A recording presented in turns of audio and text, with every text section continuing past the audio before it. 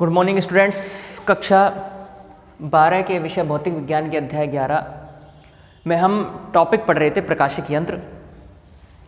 और प्रकाशिक यंत्र के अंदर हम पढ़ रहे थे सूक्ष्मदर्शी। और सूक्ष्मदर्शी के हमने दो प्रकार देखे थे, एक तो सरल सूक्ष्मदर्शी और दूसरा संयुक्त सूक्ष्मदर्शी। सरल सूक्ष्मदर्शी के बारे में अध्ययन हमने पिछले वीडियो में कर लिया था।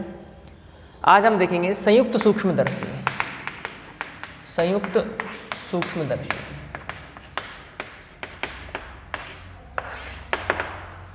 देखिए, सरल सूक्ष्मदर्शी एक सरल उपकरण है जिसकी आवर्धन क्षमता कम होती है। उसकी आवर्धन क्षमता जो सरल सूक्ष्मदर्शी की होती है वो 10 के बराबर या 10 से कम होती है। यानी वो एक सूक्ष्म वस्तु का 10 गुना, अधिकतम 10 गुना आवर्धन कर सकती है।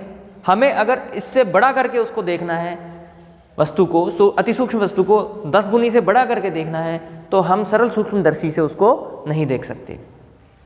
तो हम एक ऐसी व्यवस्था या एक ऐसा उपकरण बनाते हैं जिसमें हमें जो परिणामी आवर्धन है वो 10 गुने से ज़्यादा प्राप्त हो, वस्तु का स्पष्ट एवं बड़ा प्रतिबिंब हमें प्राप्त हो। तो उसके लिए हम एक के बजाय 2 उत्तल लेंस का उपयोग करते हैं। और जब वो दोनों उत्तल लेंसों के परिणामी प्रभाव के कारण जो हमें प्रतिबिंब प्राप्त होता है वो 10 गुने से बड़ा स्पष्ट प्रतिबिंब प्राप्त होता है। दोनों लेंसों के संयुक्त प्रभाव से हमें परिणामी प्रतिबिंब प्राप्त होता है। तो इसकी बनावट देखिए सबसे पहले क्या होती है। तो सबसे पहले हमें क्या लिखना है, सरल सूक्ष्मदर्शी की कमियां। क्या कमी थी कि उससे आवर्धन जो है 10 गुने, अधिकतम 10 गुना प्राप्त होता है। ठीक है,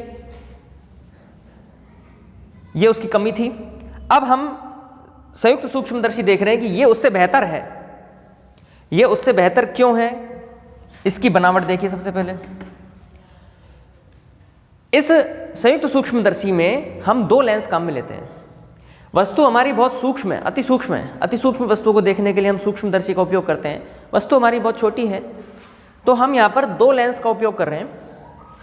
एक लेंस है LO और एक है LE। LO मीन्स अभिदृश्यक लेंस। ये वस्तु के पास होता है, ये वस्तु के निकट होता है। और दूसरा है LE, इसे बोलते हैं अभिनेत्र लेंस या नेत्रिका, आईपीस। ये ऑब्जेक्ट है और ये आईपीस है। ये हमारी आंख के पास होता है।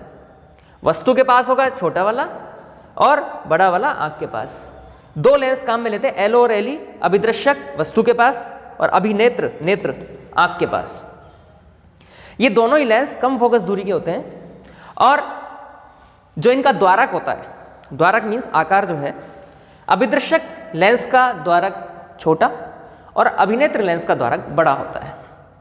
यहां पर आप देख रहे हैं इनका साइज।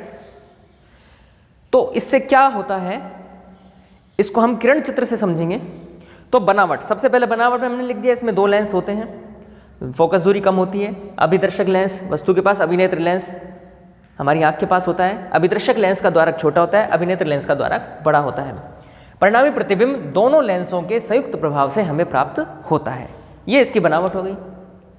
अब देखिए, अब इसको हम किरण चित्र से समझते हैं कि इससे हमें वस्तु का बहुत बड़ा प्रतिबिंब कैसे प्राप्त होता है, अति सूक्ष्म वस्तु का। देखिए, वस्तु AB ये कहाँ रखी हुई है, इस अभिदर्शक लेंस के पास रखी हुई है। एक छोटी अति सूक्ष्म वस्तु है। ठीक है, तो देखिए ये मान लो फोकस से दूर रखी हुई है।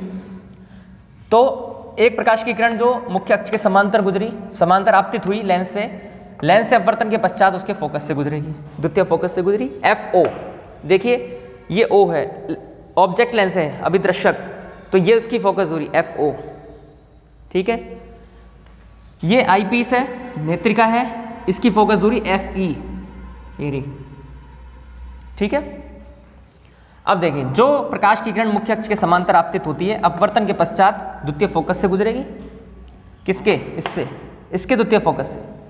और जो प्रकाश की किरण अभिदर्शक लेंस के प्रकाशिक केंद्र पर आपतित होगी वो सीधी निकल जाएगी। और दोनों ही किरणें जहाँ पर एक दूसरे को काटेंगी वहाँ पर वस्तु का उल्टा बड़ा वास्तविक प्रतिबिंब हमें प्राप्त होता है। कहाँ प्राप्त होगा? फोकस से दूर, परे। देखिए कहाँ प्राप्त हो रहा है ये? फोकस से दूर, FO से दूर। कैसा प्रतिबिंब है? वास्तविक, उल्टा और बड़ा। प्रतिबिंब कौन सा है? A dash B dash. ये प्रतिबिंब किसके लिए है? अभिदर्शक लेंस के लिए, LO के लिए है। LO ने वस्तु AB का, अति सूक्ष्म वस्तु AB का प्रतिबिंब A डैश B डैश बना दिया, जो कि उल्टा है और वस्तु से थोड़ा बड़ा है। हमें तो अभी इसका और ज़्यादा आवर्धन चाहिए, और ज़्यादा आवर्धन चाहिए, तो हमने क्या किया? अपनी आँख के पास एक अभिनेत्र लेंस या नेत्रिका लगा दिया। अब क्या होगा कि जो ये प्रकाश की किरणें, ये जो प्रतिबिंब A डैश B डैश था LO के लिए, ये प्रतिबिंब A डैश B डैश नेत्रिका या अभिनेत्र लेंस के लिए बिंब की तरह कार्य करता है। और यही प्रकाश की किरणें जो आगे बढ़ती हुई जब अभिनेत्र लेंस पर गिरती हैं, तो लेंस से क्या होगा? इनका अपवर्तन होगा, मुड़ जाएंगे, और अपवर्तन होगा तो ये निकल जाएंगी बाहर।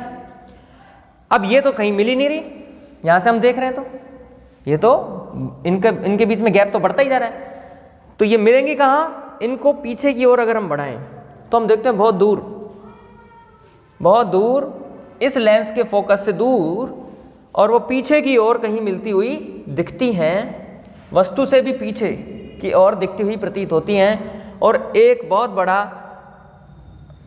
उल्टा, आभासी और बहुत बड़ा, उल्टा, आभासी और बहुत बड़ा प्रतिबिंब A double dash B double dash हमें प्राप्त होता है, जो हमारी आंख से ये इसको देख रही है, A double dash B double dash को। तो देखिए वस्तु का आकार कितना छोटा था और प्रतिबिंब जो है, आभासी प्रतिबिंब, कितना बड़ा हमें दिखाई दे रहा है।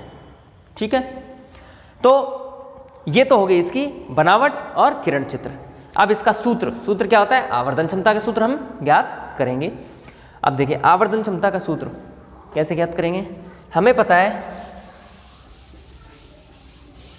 आवर्धन क्षमता,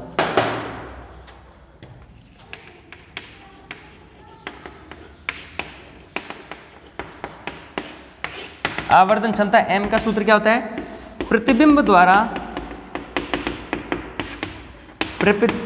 द्वारा नेत्र पर बना दर्शन कोण,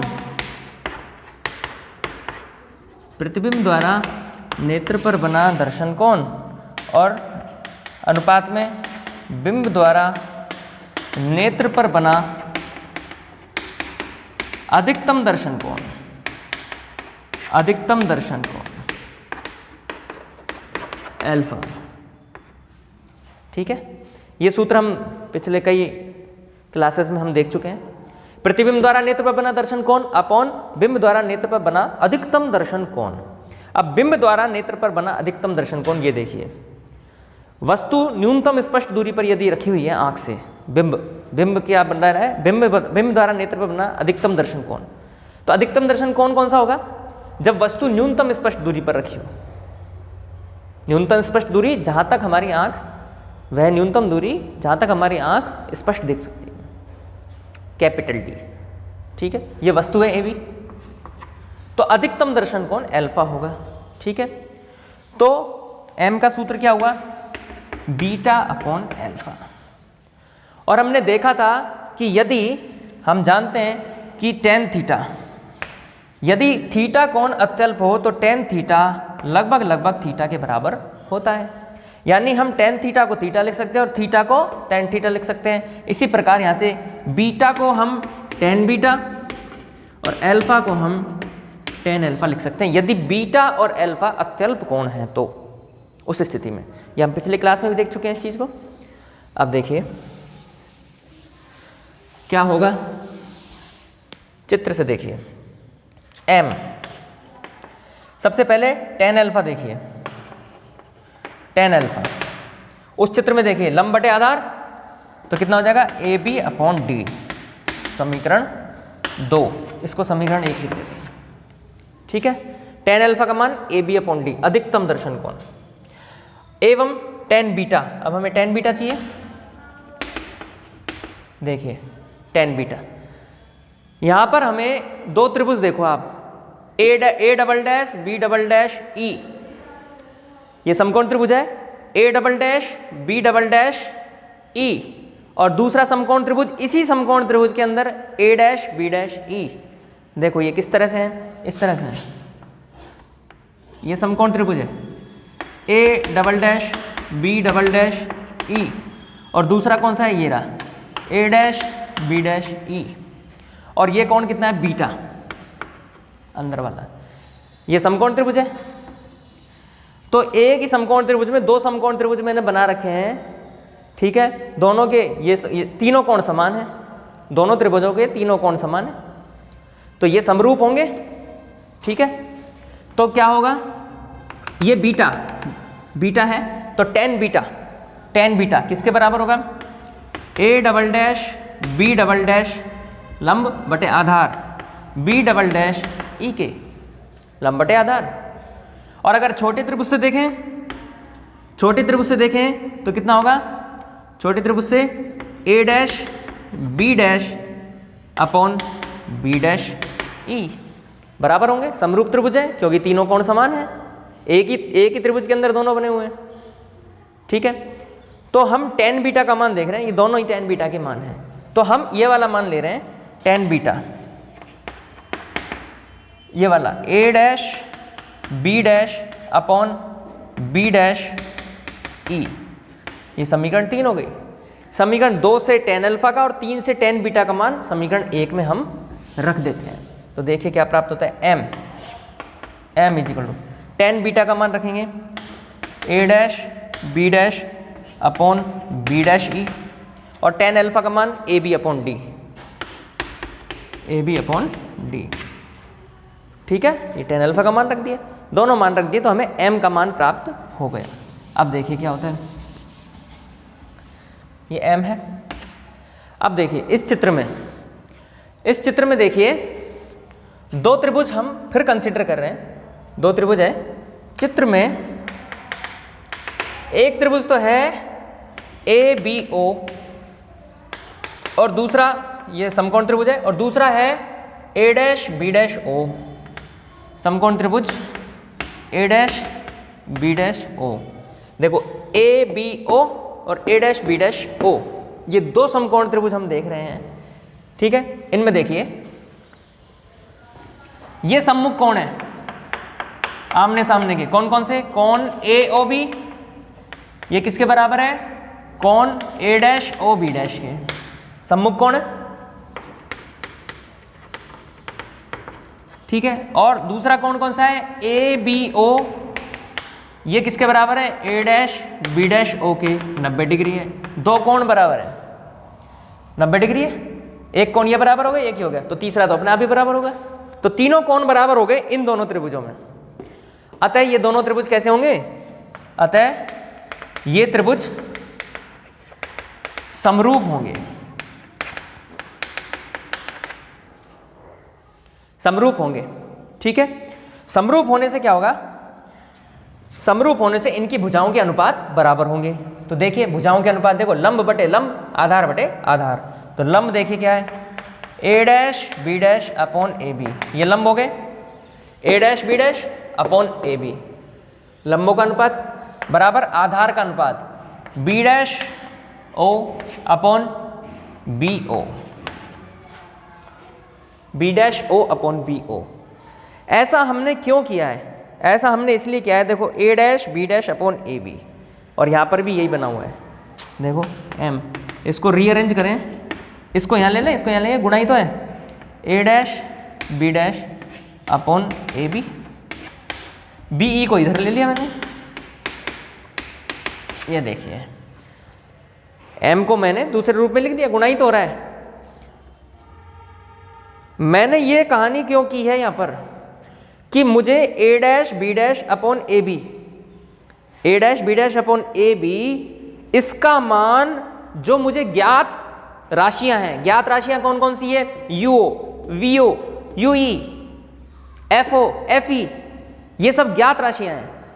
बिंब की दूरी, प्रतिबिंब की दूरी, ये बिंब की दूरी, इसकी फोकस दूरी, इसकी फोकस दूरी, ये सब मुझे ज्ञात हैं पहले से ही।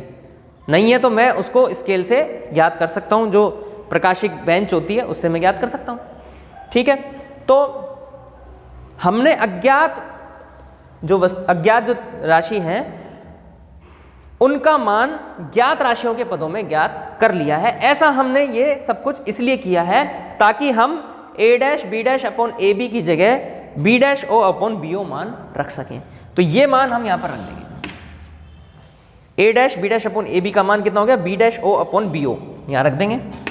तो कितना हो जाएगा, B dash O upon B O, और ये हो जाएगा डी अपॉन बी। ठीक है, अब ये सारी चीजें क्या आते हैं हमें, देखो बी डैश ओ प्रतिबिंब की दूरी अभिदर्शक से, ये रही वी ओ, बी ओ बिंब की दूरी अभिदर्शक से, डी न्यूनतम स्पष्ट दूरी, और बीई कौन सी है, बीई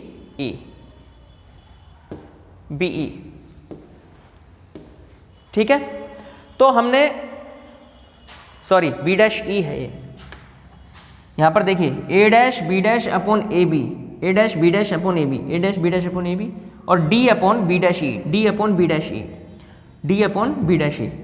ठीक है, इसका मान हमने ये रख दिया, और ये D upon B dash E, sorry तो बी डैश ई ये वाली, ये जो प्रतिबिंब अभिदर्शक के द्वारा बन रहा है वो प्रतिबिंब अभिनेत्र के लिए बिंब की तरह कार्य करेगा। ठीक है, यहां हमने जो ओ लिखे हैं ये ऑब्जेक्ट लेंस के लिखे हैं, ऑब्जेक्ट मीन्स अभिदर्शक, और ई जो लिखे हैं ये मतलब आईपीस मतलब अभिनेत्र लेंस, इंग्लिश में बोलते हैं। ओ मीन्स ऑब्जेक्ट और ई मीन्स आईपीस। ठीक, तो यहां पर हमने एम का मान ये ज्ञात कर लिया है। अब हम देखते हैं, चिन्ह परिपाटी लगाते हैं इसमें, चिन्ह परिपाटी से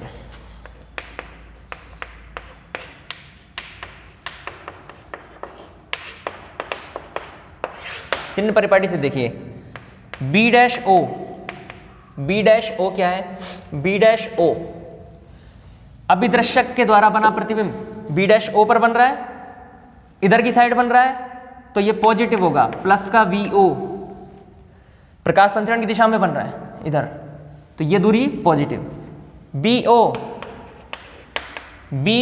ओ अभिदर्शक के लिए बिंब यहां पर है, उल्टी दिशा में रखा हुआ है, माइनस का यू ओ कितना हो जाएगा, माइनस का, उल्टी दिशा में रखा है। दूसरा देखिए डी बी डैश ई देखिए कहां पर है, बी डैश ई। अब ये जो प्रतिबिंब इसके द्वारा जो बना हुआ प्रतिबिंब है ये इसके लिए बिंब की तरह काम कर रहा है, और ये कहां रखा हुआ है, अभिनेत्र के बाईं ओर रखा हुआ है, इधर प्रकाश संचरण इधर है, और ये कहां रखा हुआ है, यहां पर। ठीक है, तो उल्टी दिशा में रखा हुआ है, इसलिए बी डैश ई दूरी कितनी है, यू ई, तो माइनस का यू,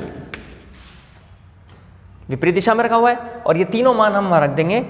अतः तीनों मान वहां रखेंगे तो m का मान कितना हो जाएगा, B dash O V O, B O minus का U O upon D upon minus का यू ई। ठीक है, यहां पर देखिए डी और देखिए डी क्या है, वस्तु कहां रखी हुई है, न्यूनतम स्पष्ट दूरी पर रखी हुई है। अधिकतम दर्शन कौन बना रही है, वस्तु, और वस्तु कहां रखी हुई है, यहां रखी हुई है, अभिदर्शक के इधर रखी हुई है, तो डी का मान भी माइनस डी हो जाएगा। ठीक है, तो अब देखते हैं क्या होगा। देखिए ये माइनस माइनस कट जाएंगे, केवल ये माइनस बचेगा, तो m का मान कितना हो जाएगा, माइनस का V O upon U O D upon U E. ये m का मान हमें प्राप्त हुआ है, m is equal to minus V O upon U O, ये माइनस माइनस प्लस हो गया, d अपॉन यू ई, समीकरण 4। ठीक है, तो समीकरण 4 तक हमने इनका मान ज्ञात कर लिया है।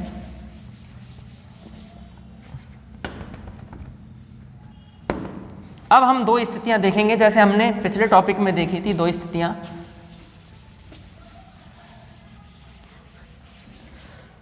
देखी थी हमने। पहली स्थिति हम देखेंगे, केस फर्स्ट, जब प्रतिबिंब, जो अंतिम प्रतिबिंब है, जब अंतिम प्रतिबिंब कहां बन रहा है, न्यूनतम स्पष्ट दूरी पर बन रहा है, न्यूनतम स्पष्ट दूरी पर प्राप्त हो तो क्या होगा? देखिए अंतिम प्रतिबिंब ये है A double dash B double dash, ये कहाँ प्राप्त हो रहा है? न्यूनतम स्पष्ट दूरी पर प्राप्त हो रहा है। कहाँ प्राप्त हो रहा है? न्यूनतम स्पष्ट दूरी पर। ठीक है, तो यदि हम लेंस सूत्र देखें, लेंस सूत्र किसके लिए? नेत्रिका के लिए। नेत्रिका कौन सा है? बड़ा वाला लेंस, ये वाला सरल सूक्ष्म संयुक्त सूक्ष्मदर्शी में ये नेत्रिका है। तो क्या हो जाएगा? 1/FE 1/VE माइनस का 1/UE। सब में E लगा दिया लेंस सूत्र में, क्योंकि नेत्रिका को क्या कहते हैं? आईपीस। अब देखिए अगर चिन्ह परिपाटी से देखें तो UE ये रहा UE, कहाँ रखा हुआ है? इधर की तरफ है, इस लेंस के बाईं ओर रखा हुआ है, तो माइनस का होगा। और VE क्या है? अंतिम प्रतिबिंब जो प्राप्त हो रहा है, आभासी A double dash B double dash. ठीक है, यही तो है, इसकी तो दूरी है इस लेंस से VE। और ये VE कहां पर प्राप्त हो रहा है हमें? VE कहां पर प्राप्त हो रहा है? न्यूनतम स्पष्ट दूरी पर प्राप्त हो रहा है। और ये कहां बन रहा है? यहां बन रहा है, बाईं ओर बन रहा है। प्रकाश संचरण इस दिशा में है और अंतिम प्रतिबिंब इधर की ओर बन रहा है। और कहां बन रहा है? न्यूनतम स्पष्ट दूरी पे, तो -d हो जाएगा। तो देखिए यहां पर ये दोनों मान हम यहां रख देते हैं। तो 1/FE का मान 1/VE 1/VE कितना हो जाएगा? माइनस का 1/d। और ये माइनस 1/UE, UE कितना है? माइनस का UE है। ये देखिए VE की जगह माइनस का d, माइनस ये पहले से ही है, माइनस 1/UE, UE की जगह कितना है? माइनस का UE, दोनों रख दिए। ये माइनस माइनस प्लस हो जाएगा।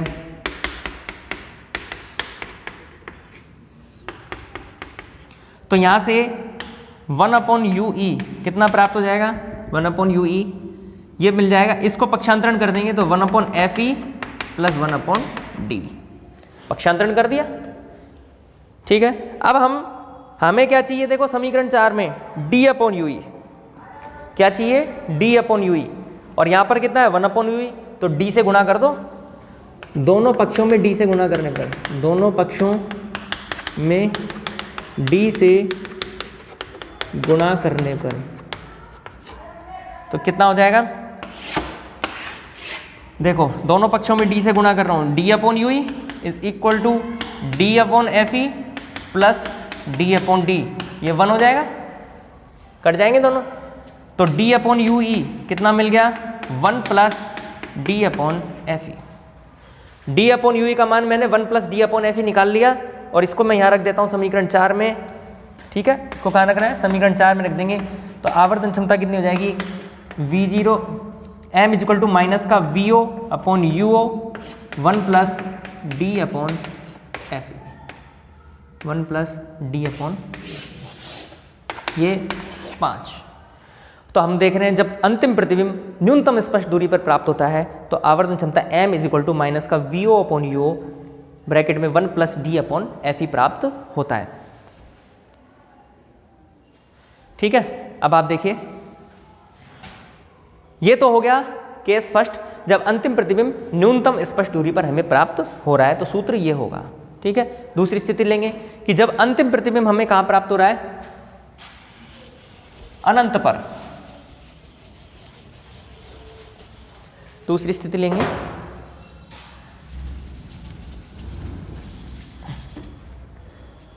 केस 2, जब अंतिम प्रतिबिंब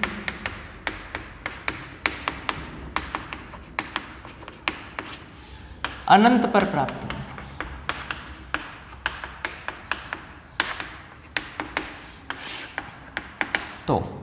तो नेत्रिका के लिए वही लेंस सूत्र से, नेत्रिका के लिए लेंस सूत्र कितना होगा? 1/FE is equal to 1/VE minus का 1/UE। दोबारा से वही, अब देखेंगे हम। यहां से देखिए बिंब कहाँ रखा है? ये रहा A डैश B डैश पर, ये तो पहले से ही वही है। तो UE कितना हो जाएगा? माइनस का UE। और प्रतिबिंब कहाँ बन रहा है? अनंत पर। तो VE कितना हो गया? अनंत हो गया। ठीक है, मान रख दो। 1 upon F E is equal to 1 upon अनंत माइनस माइनस का 1 upon U E, minus minus plus हो जाएंगे, 1 upon F E is equal to 1 upon U E, यानी U E is equal to F E.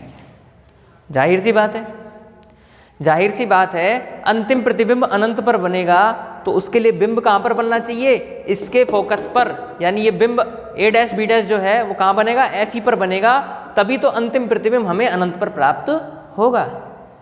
जाहिर सी बात है, you ई बराबर एफ ई, ये तो नियम ही है इसका, उत्तल लेंस का। तो यहाँ से हम देख रहे हैं 1 upon F E is equal to 1 upon U E, और हमें चाहिए क्या, डी अपॉन यू ई, तो डी से गुणा कर देंगे, डी से गुणा करेंगे तो क्या हो जाएगा, D upon F E is equal to D upon U E, अंश में गुणा कर दिया डी का, तो डी अपॉन यू ई यहाँ रख देंगे समीकरण 4 में। तो समीकरण 4 से कितना हो जाएगा, M, M is equal to minus का V O upon U O D upon F E, D upon U E का मान रख दिया डी अपॉन एफ ई के बराबर, समीकरण 6। तो समीकरण 6 से हमें जो है, हम संयुक्त सूक्ष्मदर्शी की आवर्धन क्षमता जब अंतिम प्रतिबिंब हमें अनंत पर प्राप्त हो तो हम ज्ञात कर सकते हैं। देखिए, तो ये टॉपिक बहुत इंपॉर्टेंट टॉपिक है, ये बोर्ड परीक्षा में ये पूरा का पूरा डेरिवेशन में आपसे पूछ सकते हैं, और इस पर आपको अंकित प्रश्न भी पूछा जा सकता है। बहुत इंपॉर्टेंट टॉपिक है ये, इसको आप अवश्य जरूर याद करें। धन्यवाद।